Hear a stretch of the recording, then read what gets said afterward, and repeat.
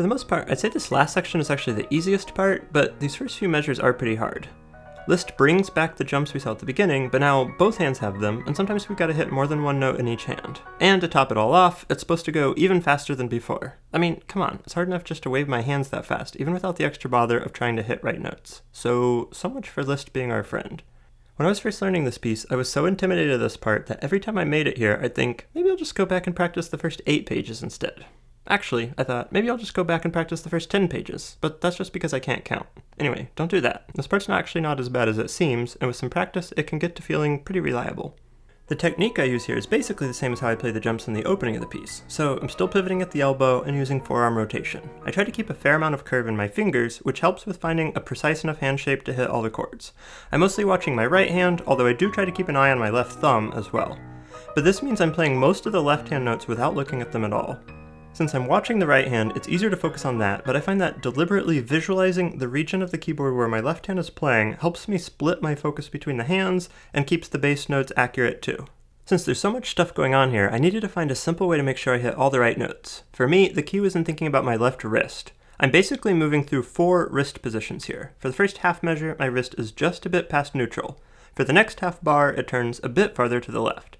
And at the start of the next bar, my wrist turns quite far to the left to help facilitate the stretch between fingers 1 and 2. As I leap down to the low octave, it comes back to its most neutral position yet.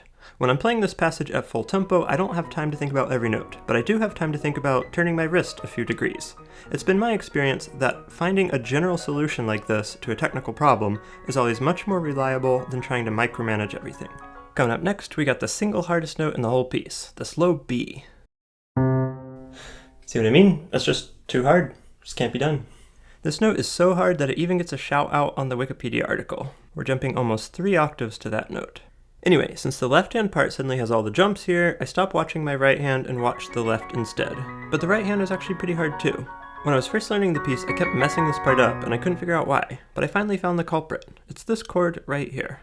But wait, you might be thinking, that's just a friendly little G-sharp minor chord. How bad can it be? Well, this chord is like the innocent-looking guy in the murder mystery. Everyone's so distracted by the big bad B in the bass, they can't imagine well-dressed, soft-spoken little G-sharp minor is the real bad guy. But because I've seen a lot of murder mysteries, I know the screenwriters wouldn't have given this chord so much airtime if it were really as innocent as it looks. So the problem here is that most of the chords in the right hand involve putting my thumb, pinky, or both on black keys. This means my hand has to be closer to the backs of the keys than usual.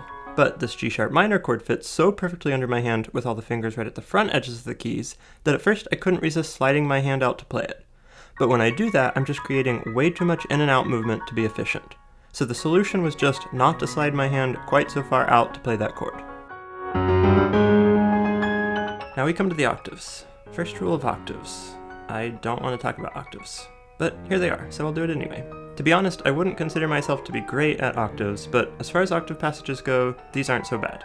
So a big question with octaves is always fingering. Some people say you should always use 4 on black keys and 5 on white. Other people like to use 3, 4, and 5.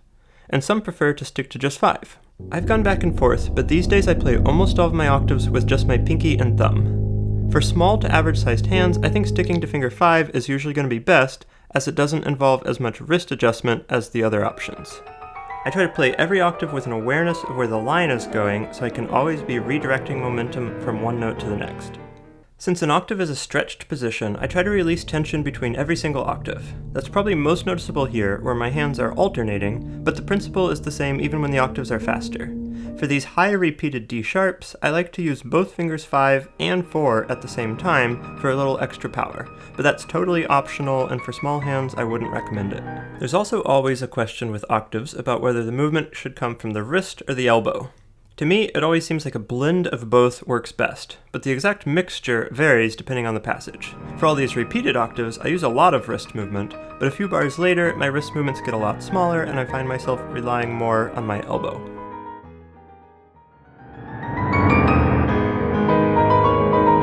For this section, I completely just watch my left hand. I try to spot each key the thumb is about to play right before it plays it.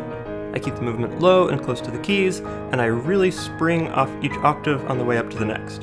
For me, it helps to imagine skipping a rock on the water.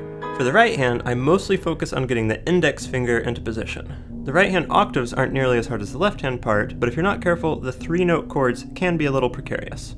Finally, even this close to the end of the piece, Liszt gives us one more pretty tricky measure.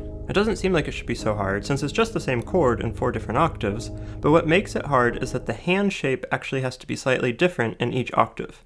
In the bass, my elbow can line up right behind the hand, allowing for a nice neutral wrist, but by the time I get to the highest register, my elbow is no longer lined up behind my hand.